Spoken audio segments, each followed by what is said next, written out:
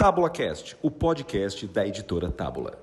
Sem aula TábulaCast, gravado especialmente no Fuzue Gibicon, no dia 8 de março de 2026. E hoje nós vamos estar aqui participando desse bate-papo, três pessoas incríveis, aonde nós vamos ter Germana Viana, que inclusive neste evento acabou de receber a premiação do Fuzue Gibicon por conta de seu magnífico trabalho em 2025. E também estamos aqui com a presença de Marcela Godoy, que é uma roteirista de mão cheia. Já sou fã dela há muito tempo e fiquei muito honrado por ela ter participado deste evento, tirar um minutinho da sua agenda para poder vir.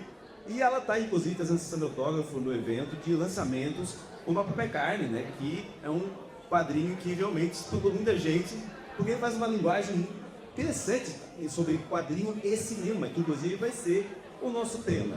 E também temos o nosso queridíssimo Daniel, do canal Poptopia, que também tem um editor e tem um trabalho editorial magnífico, em quadrinhos super prolíficos, com várias temáticas. Então, assim, são três pessoas que vão, neste episódio do TábulaCast, discutir sobre produção de quadrinho atual. Está muito cinema? Então essa é uma pergunta que eu gostaria que vocês pudessem responder, para falar sobre se é a linguagem moderna mesmo, hoje é assim mesmo, ou se já é uma pensando, talvez, que quiser adaptar no cinema, ou talvez seja até a forma como a gente hoje vê histórias. Então eu gostaria que ouvir a opinião de todos vocês, nós temos aqui editor, temos escritor, tem ilustrador e também é roteirista, então fico aguardando a opinião de vocês. Vamos só começar pela nossa homenageada, depois passa para a Marcela e aí volta para o Daniel. Tudo bem? Mas aqui, ó, estão liberados, não tem regra, é uma mesa de bar que nós vamos fazer esse bate-papo, tá bom? Tá bom, tá garrafa na mesa então. Boa tarde, gente. Sou Germana Viana. Eu sou roteirista e desenhista de história em quadrinhos. Sou autora de Miss Bordela de Piratas no Passo. Eu sou editora e uma das desenhistas de Mentirinha. Não me falaram sobre podia olhar para a câmera, se vocês perguntar. Tem três, né? Na pauta de... Vai, Faria. Oi. E a gente está aqui para levar um papo sobre quadrinhos de cinema, como o Douglas já avisou. E eu esqueci meu resto de apresentação. Oi. Vou passar para os outros. Marcelo. Oi, gente, boa tarde, tudo bem? Quando me apresento, vamos para as câmeras, oi, como eu explico. Eu sou uma Titapuoi, eu sou roteirista, eu sou uma quadrista tudo completa, porque eu não desenho explicar. Não tem nada disso de incompleta, não. Ah, mas, gente, isso é um amigo, uma surpresa, tá? É que os roteiristas que não desenham estão lascados. Mas a gente fala disso no aldão. Tá bom. Mas olha só. Mas não se chame de incompleta. Não, aqui na minha frente. Gente, não tem quem não me chamar de incompleta, porque eu sou uma quadrista completa. Agora sim.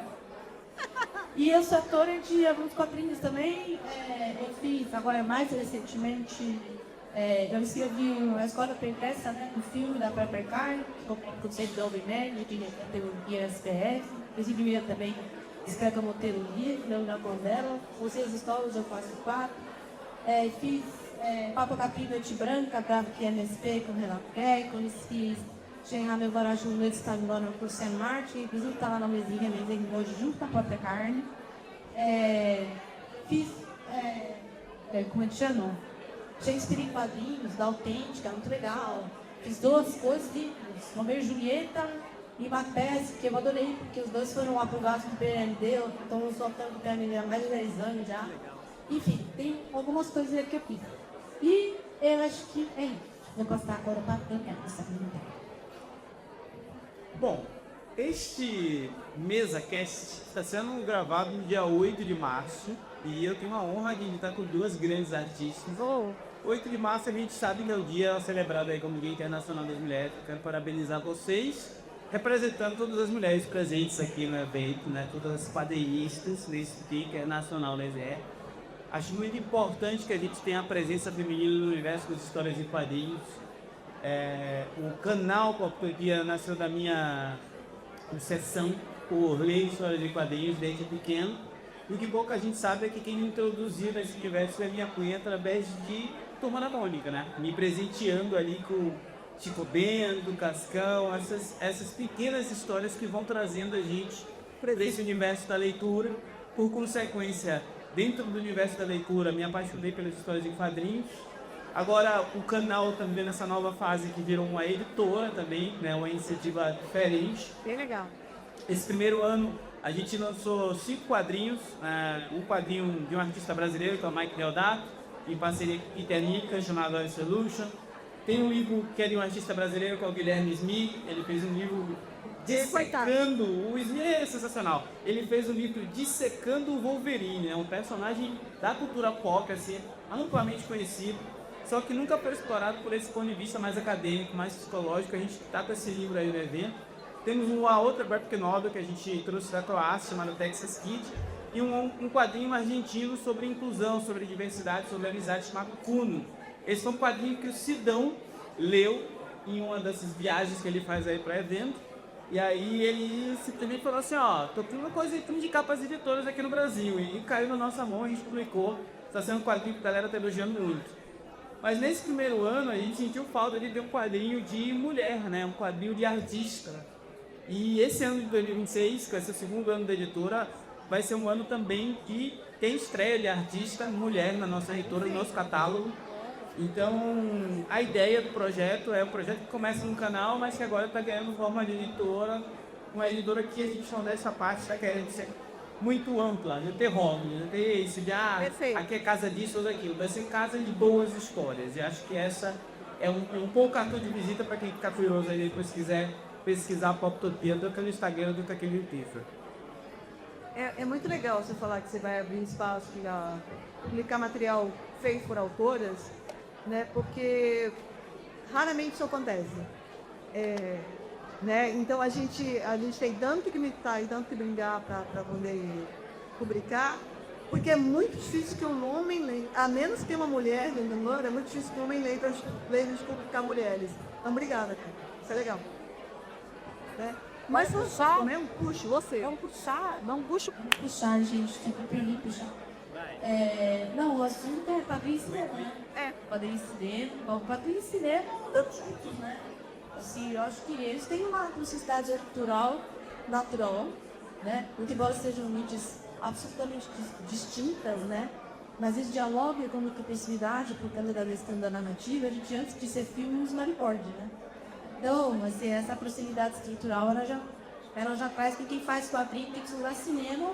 E quem estuda cinema, se quiser estudar quadrinho, também Para deixar mais rico. Muito interessante. É. Eu dei aula de roteiro para a vida inteira, eu dei aula para gente que faz roteiro para cinema, que faz roteiro para quadrinho.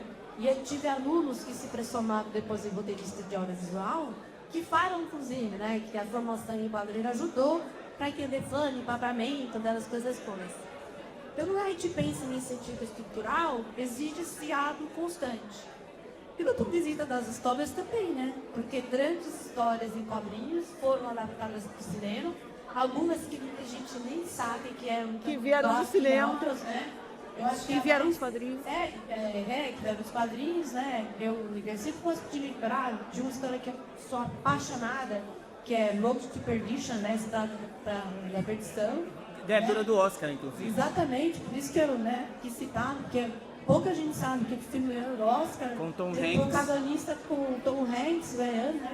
Acho que foi melhor Tom. Melhor. E melhor roteiro, Melhor né? roteiro adaptado. Melhor roteiro adaptado, enfim. Veio para uma escola em quadrinhos, né?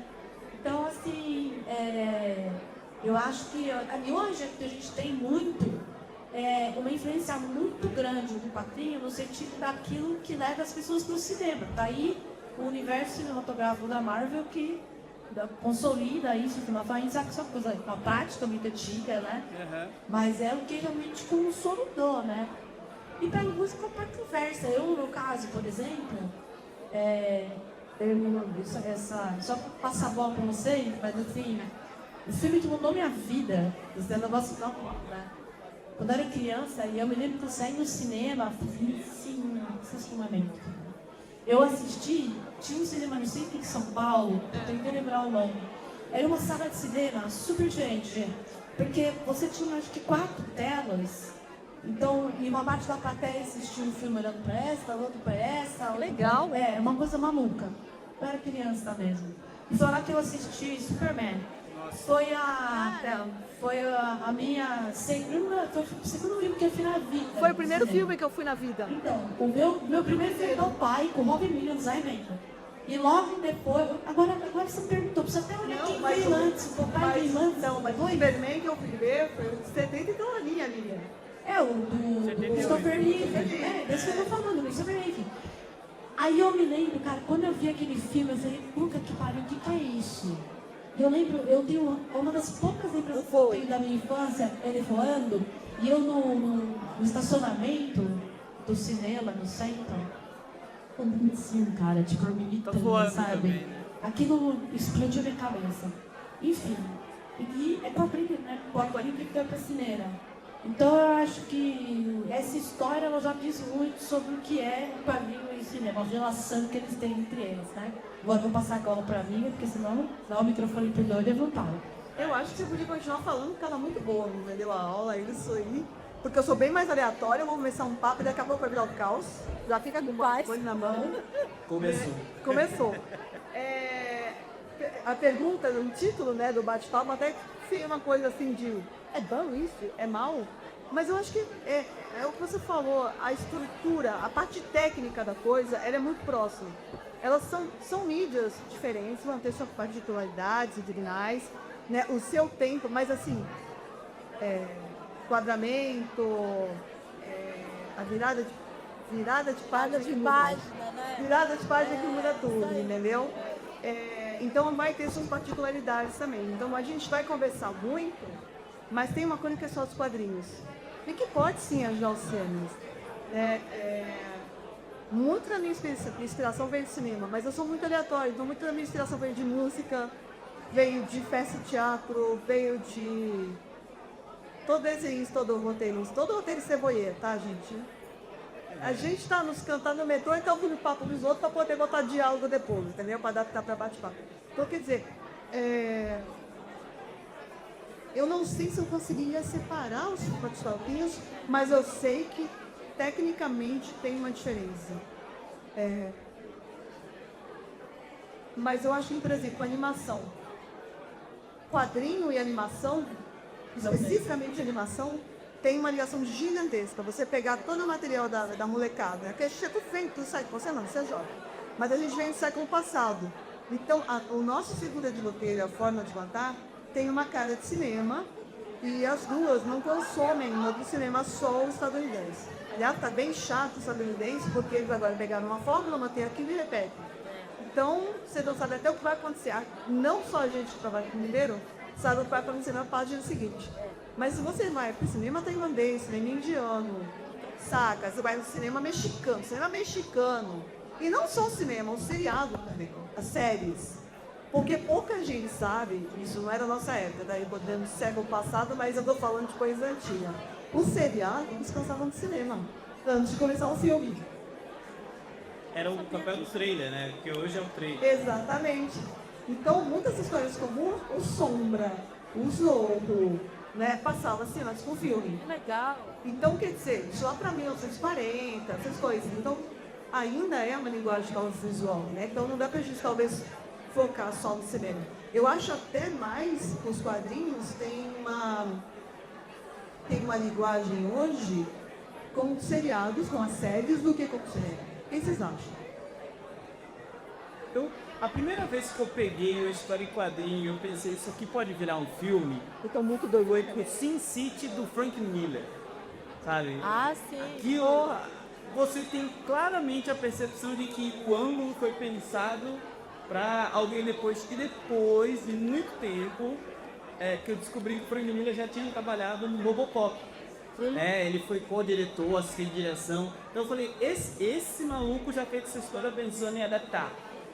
Aí depois vem acho que é o Javier Rodrigues, o Robert Rodrigues, e adapta todo o Sin City para cinema, seguindo exatamente o storytelling, o storyboard que o Frank Miller assumiu.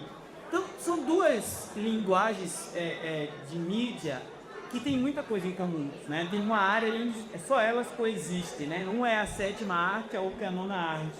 A 8ª fica ali no meio de gaiata, porque eu queria essas duas lindinhas.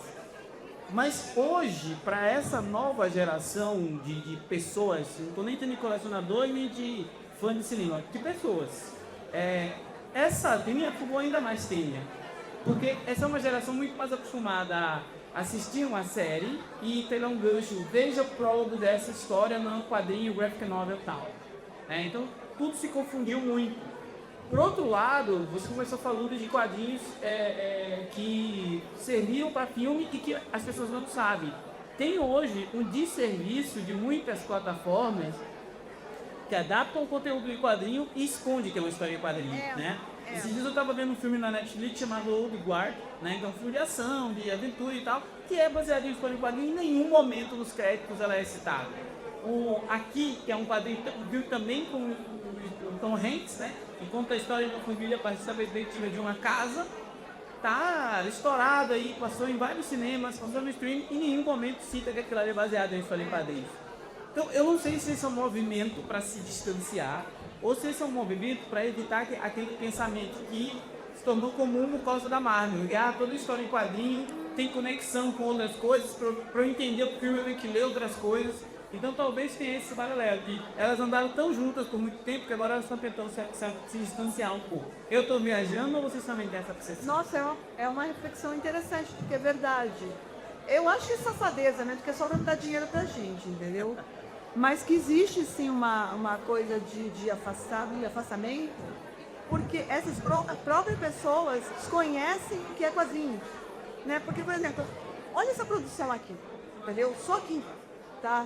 Você vai ter de todo tipo de gênero para todas as pessoas, para todo tipo de faixa etária, e aí você fala, a gente é tão rico quanto o Japão, em temática, e a gente é tão chique quanto a Bélgica, entendeu?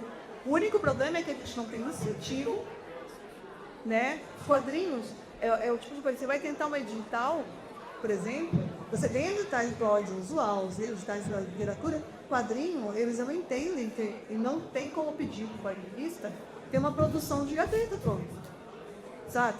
Porque a gente vai gastar o ano inteiro, em que a gente vai ficar escrevendo e desenhando, ainda que seja uma equipe grande, e equipe grande quer dizer desenhista, colorista, arte finalista.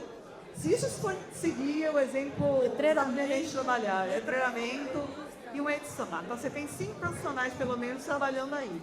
E ainda assim vai se levar um ano mais ou menos para você produzir uma história razoável que vale a pena ser adaptada, né? Seja publicada ou adaptada.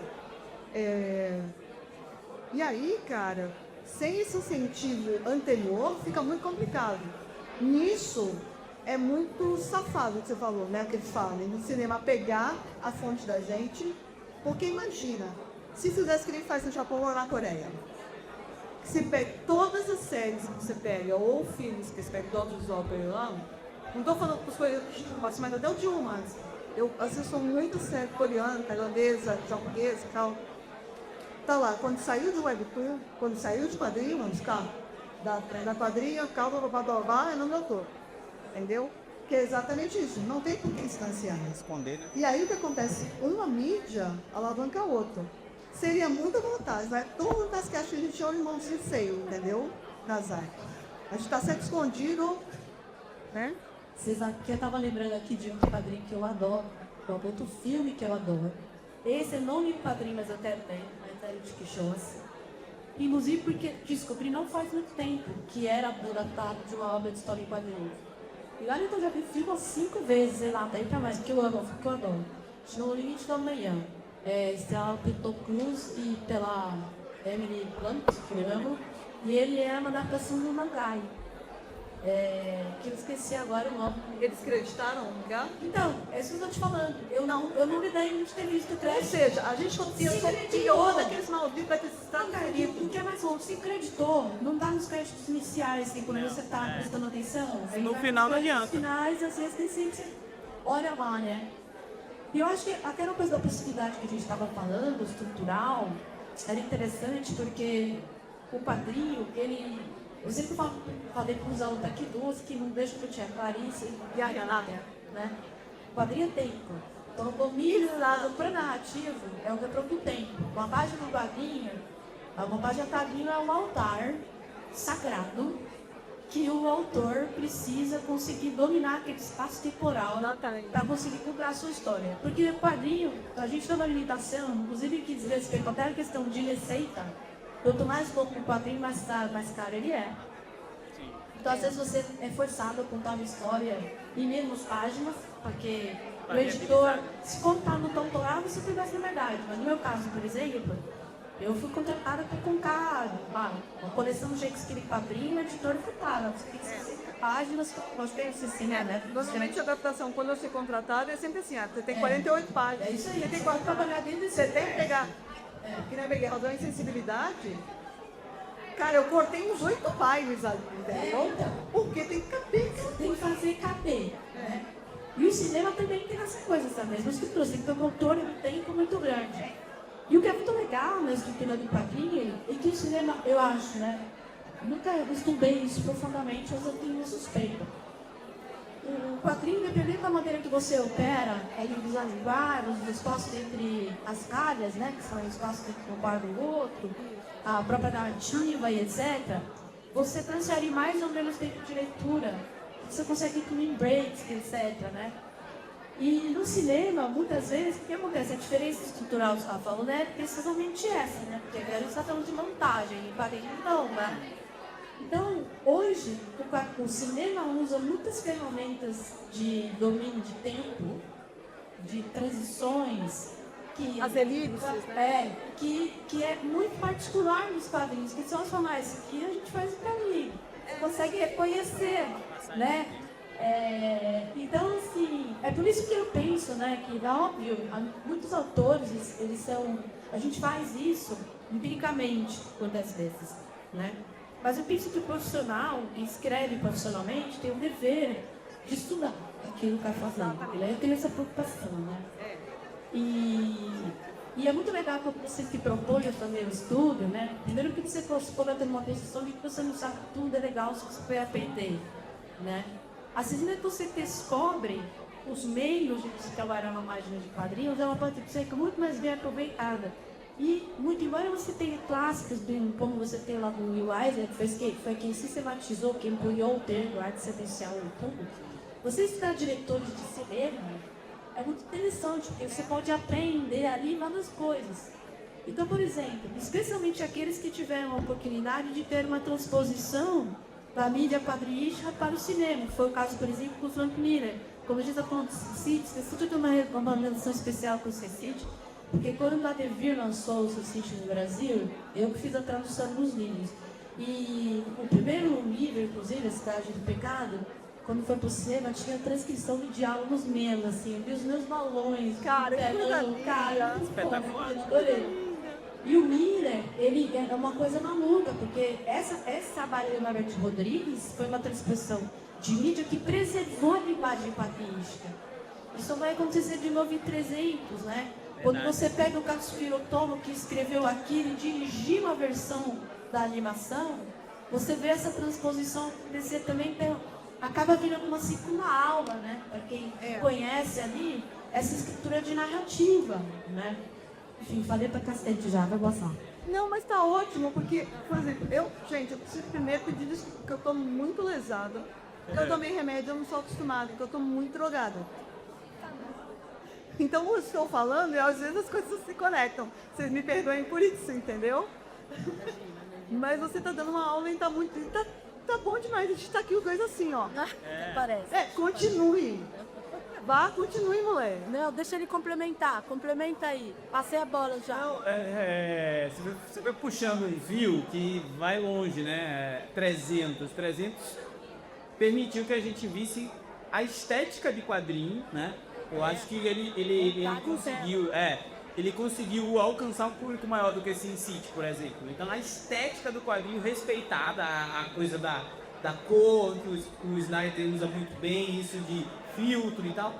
Tem nas páginas do Frank Miller, ele conseguiu transpor muito fielmente com a tela, né? Sin City é preto e branco, então isso se perde um pouco no processo. 300 é colorido e a gente conseguiu ver. Mas, ao mesmo tempo, não é tão fácil você ser fiel ao quadrinho no cinema.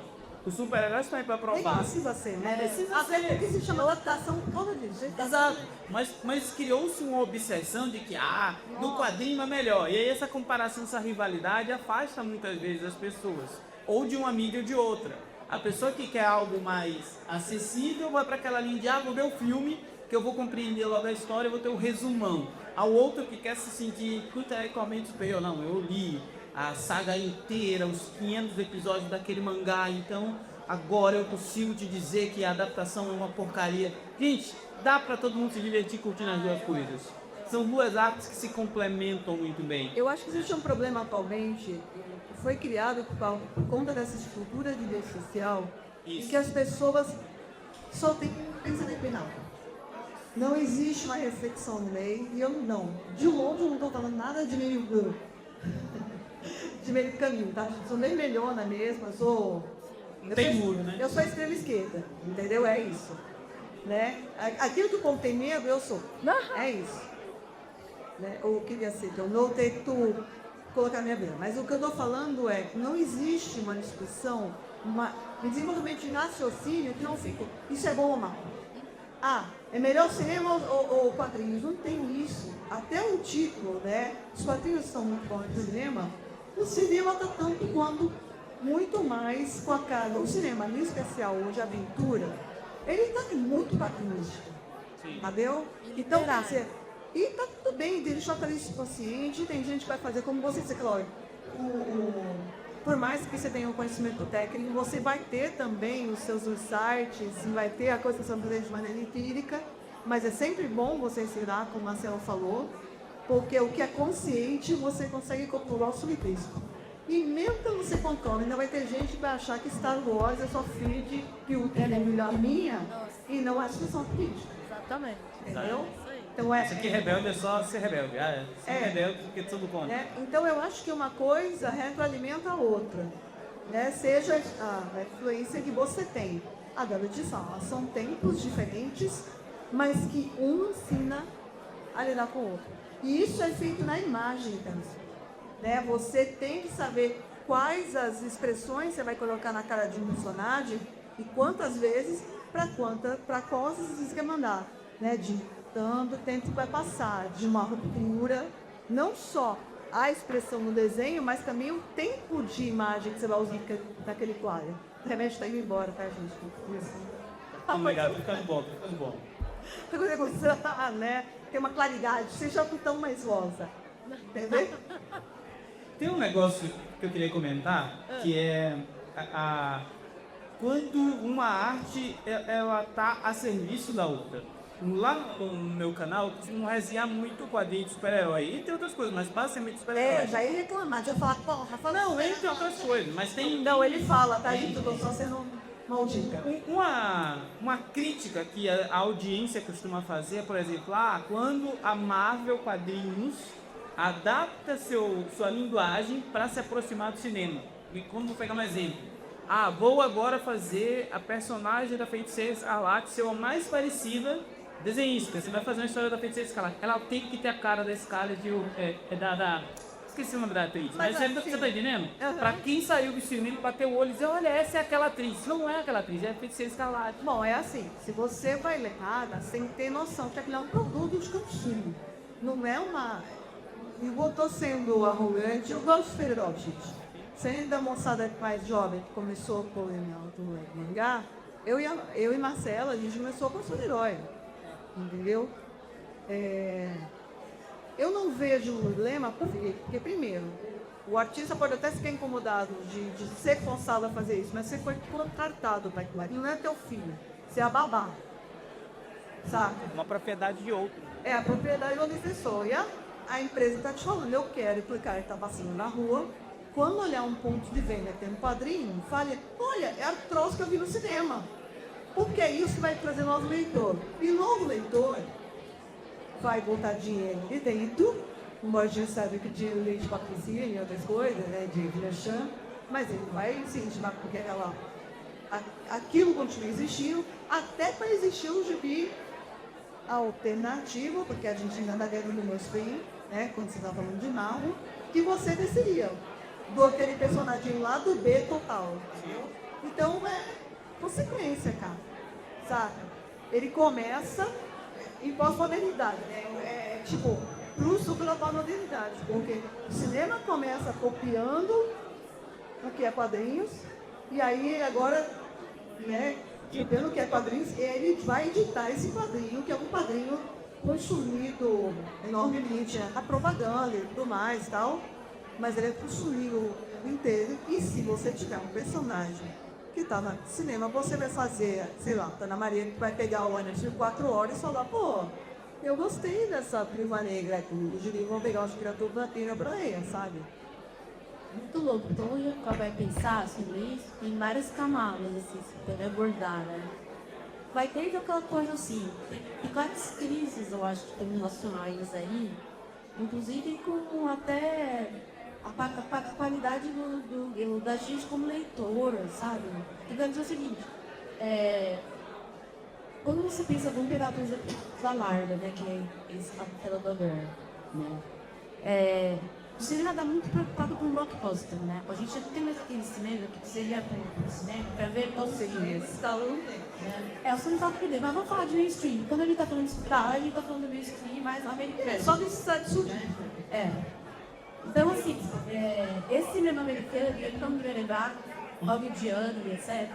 Muito embora ela meio de vários momentos que vocês devem que a gente é possível para assistir, hoje está continuando a se preocupado com a receita, né? Você vê essa questão de uma empresa comprar tanto, adquirir a outra, mas todo mundo preocupado com a produção de arte, né? Esse tema desse dia está entrando. E é muito louco, porque isso, assim, é uma coisa que o leitor de hoje que eu percebo, e eu faço graphic novel a vida inteira, e a graphic novel, ela tem um exercício de leitura que ela exige mais do leitor do que um de stream comum, né? Porque você tem ruptura narrativa, você trabalha com o tempo, você tem que ensinar a leitora a ver a sua história do que talvez né, que a progressão acontece. E esse tipo de filme, por exemplo, de super-herói, etc., ele vai tentar, como você bem colocou, trazer um espectador para dentro do universo da quadrinho, mas é um espectador que quer ler o quadrinho, não pegar um quadrinho muito complicado para ele, porque ele vai acompanhar na narrativa. Né? Será que acompanharia? Esse é o ponto. Esse é isso que eu falei. Meu ponto é o seguinte, à medida que o tempo está passando, quando a gente está falando de cultura de massa, a barra, o sarrafo intelectual vai descendo. Mas será que o leitor exige isso? Ou quem decidiu ali em cima já está subestimando esse leitor? Então, esse que eu acho, sinceramente, que é uma decisão editorial. Exatamente. Eu acho que é uma decisão assim, né? Então, por exemplo, eu quando tive a oportunidade de fazer a própria carne, foi uma experiência que se relaciona com o cinema, eu fiquei, assim, maravilhada com a liberdade criativa que eu tive. Porque eu assisti ao filme antes dele cristão, obviamente, para me familiarizar com a história, né? Vi o primeiro corte, sentido estou tratado, não sei o quê. E a minha missão é contar a história pregressa de 4 personagens daquele filme. Tá. E aí eu virei para isso ali, beleza, mas tipo assim, posso soltar, né? Porque aí o que acontece? A pessoa que desenha vai manter aquela imagem para trazer o autor, mas vai manter a qualidade do que ele viu ou até levar. E não só, você fala uma coisa que eu guardei aqui, um mantra, que é uma coisa que me incomoda muito, né? A prerrogativa hoje em dia de roteirista para quem faz roteiro para mainstream é eliminar subtexto cada vez mais, porque as pessoas não estão conseguindo. Então, da nossa mídia, que não pode haver redundância, aquela coisa que você precisa botar tudo no subtexto, isso vai comprometer ainda mais a perseguição do espectador, do leitor, de quem quer que seja. Nesse projeto, por exemplo, eu tive essa sorte porque eu podia trabalhar o que eu quisesse, do que eu quisesse. Os meninos foram maravilhosos, era rapaz, e eu fiz 4 histórias que tem um tema muito pesado e é muito engraçado, porque teve uma ou outra crítica que saiu e que, tipo assim, os caras olharam a superfície, entendeu? Não deu pra entender, porque altamente limite. O que está acontecendo com as pessoas? E aí você tem uma proliferação de resenhistas, de todo mundo, né? Todo mundo é entendido, né? E é muito interessante, porque essa barra, ela vai mesmo diminuindo. Só que a gente que foi forjado lá em Norton, né? A gente não sabe se ele é higiênico, cara. Você bota em tudo, né? Então, para resumir, para fechar, eu penso que hoje o cinema fala muito dos caminhos em termos de mainstream e vice-versa, né? Eu acho que hoje a gente tem uma crise criativa muito grande, porque a maioria de tudo que sai de cinema de ação vem muito da parte de quadrinho, vem da parte de literatura, que a literatura também fomentou o conceito de evocação. Então acho que existe aí uma crise criativa, porque eu vou ler do jogo agora da adaptação da Europa. E agora a gente está voltando em Roma, agora o tempo voltar de novo querendo resgatar o passado. Agora, vou falar, a minha opinião sincera, eu gosto de tudo, cara. Eu vou pro cinema para me divertir. Eu leio quadrinho para me divertir. Meu mantra para meus alunos é: escrevam umas histórias que vocês gostariam de ler. Então, eu acho que no final das contas, se você tem fome por isso, as coisas estão acontecendo, essas reflexões filosóficas, elas ficam então, um pouco pedantes, né? E no final a gente quer continuar lembrando, entendeu? E não é isso. Você sabe que eu trabalhei muito tempo atrás, na Glaslit Achilles. E a gerente, dos condôminos, tudo, ela falava uma coisa muito legal. A gente trabalhando com criança, a gente começa a subestimar a criança. Então, o manual que ela fazia dos brinquedos era um manual feito não para ler, para a criança ler, mas ela não facilitava com palavras. Porque ela falou: a criança não lê, isso vai perguntar do pai. E se não pergunta, ela vai atrás. Se ela não foi atrás, ela é burra. Foi: caralho, Mito isso. Como assim, amiga? Ela: não, essa é a parte que a gente consegue enganar quem está contratando a gente.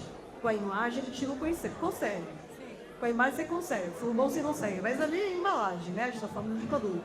Mas com o texto a gente consegue. Então, a nossa essência é exatamente no texto e na imagem e no contexto fazer montar, e se eu for voltar a pensar, porque é um projeto deixar a galera sem ter capacidade de reflexão.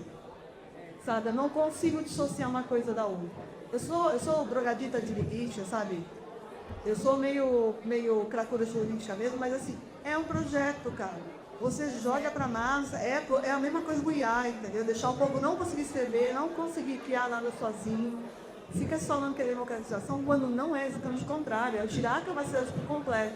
Então, a nossa resistência, eu acho que uma das nossas colocações hoje em dia, não apenas de colocar diversidade nos quadrinhos, é também fazer a galera pensar. A gente armar armadilha para a galera vir aqui tentar pensar. Mas eu acho que eu fujo um pouco de tchau, gente. Passa bem.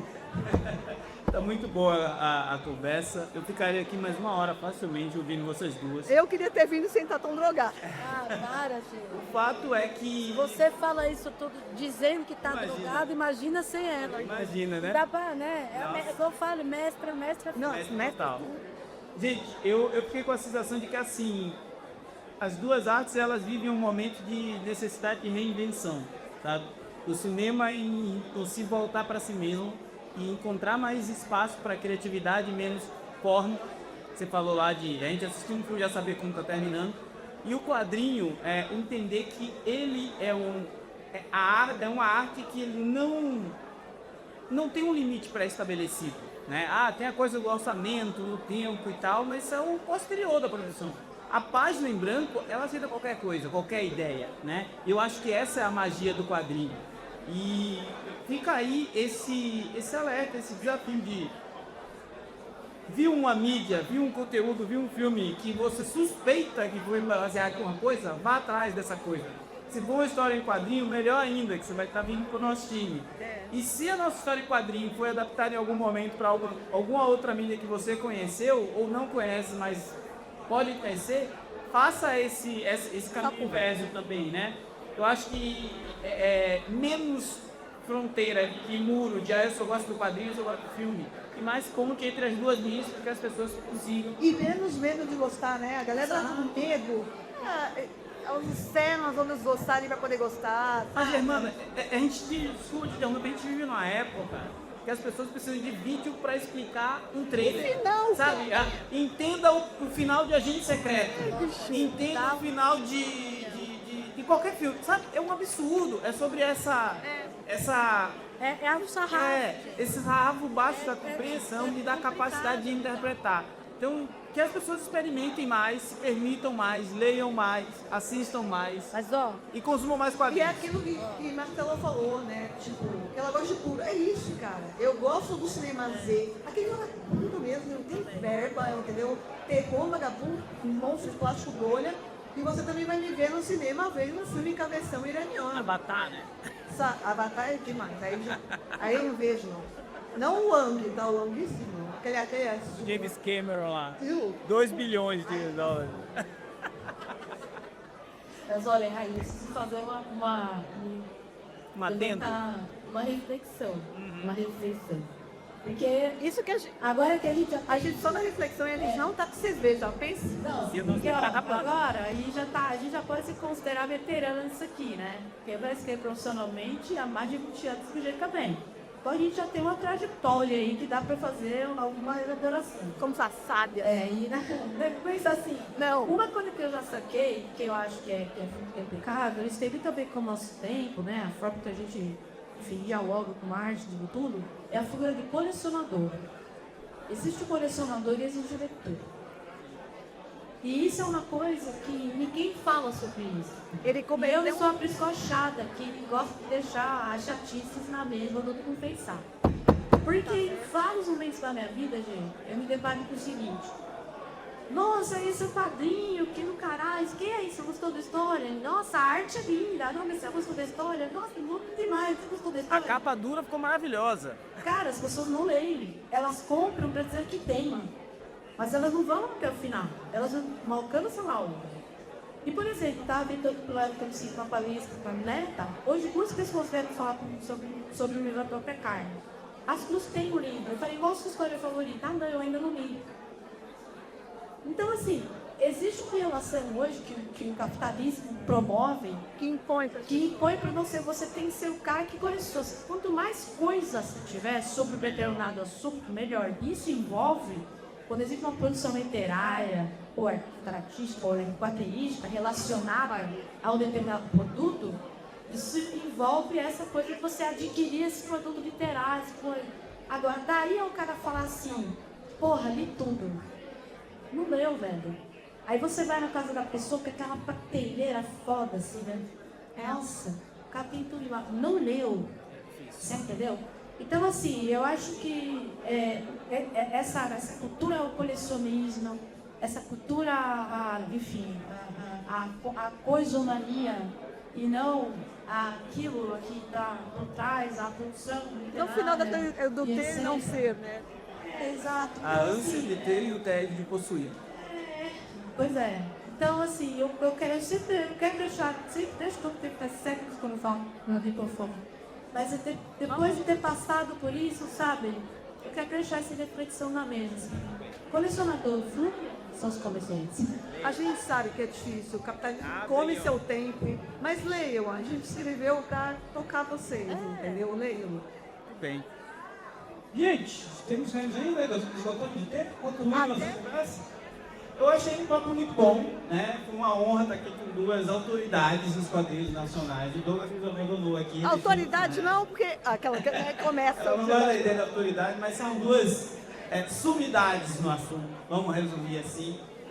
Eu acho que tanto o cinema quanto os quadrinhos são duas mídias que a gente merece exaltar muito e sempre, porque elas se complementam. E foi uma honra estar aqui com vocês. Valeu, valeu. Obrigada, Gente, é isso, obrigada pela paciência, porque eu estou realmente muito doida.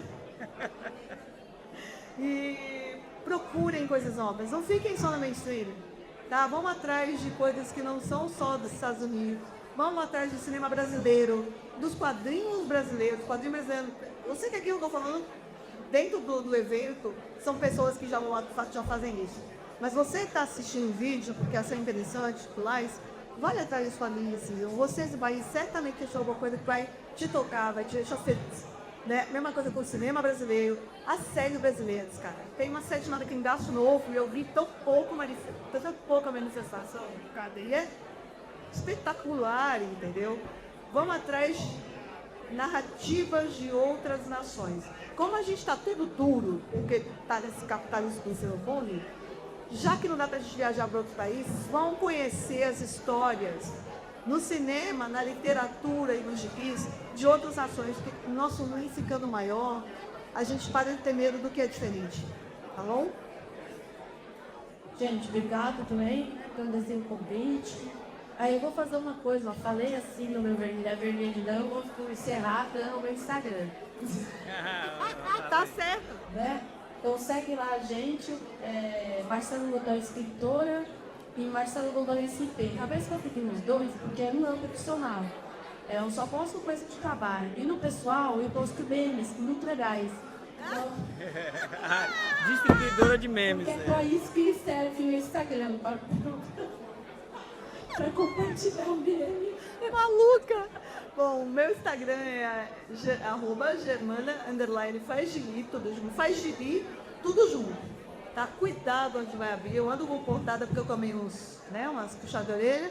Mas tanto, assim como eu trabalho com terror e com erótico, eu trabalho também com... Quase perdi um PNT por causa disso. Né? Eu trabalho também com adaptações literárias e quando eu sou contratada muitas vezes é para trabalhar com infanto juvenil.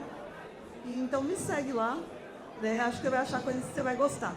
E no Blue Sky, que é o de Freak que eu tô lá, eu também tô com Germana. Aí só o tracinho faz de... Mas lá é assim, você vai achar foto de mulher vegana, cachorro, gato, né? Besteira. Mas também vem conta de mim. Bom, gente, no Instagram eu tô como Poptopia como canal, mas eu convido vocês de verdade a seguir a gente no YouTube, Poptopia, canal Poptopia. É a nossa principal rede aí de disseminar conversas sobre quadrinhos. Inclusive eu vi com alguns artistas que já apareceram lá no canal que estão aqui hoje. Em breve eu vou convidar vocês, tá? Para fazer um bate-papo pra gente lá, conhecer o que é isso do canal Poptopia. Prometo e sobra. Obrigado, gente.